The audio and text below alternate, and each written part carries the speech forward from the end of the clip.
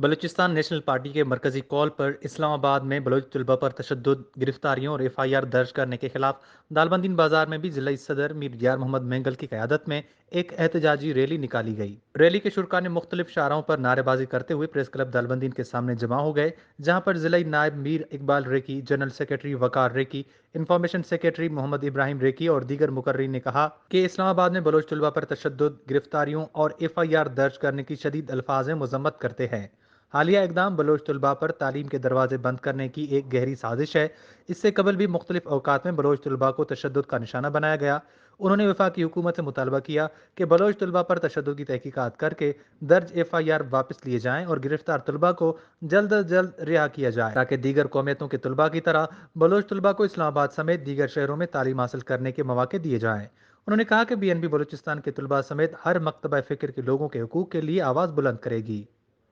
وش news چاگی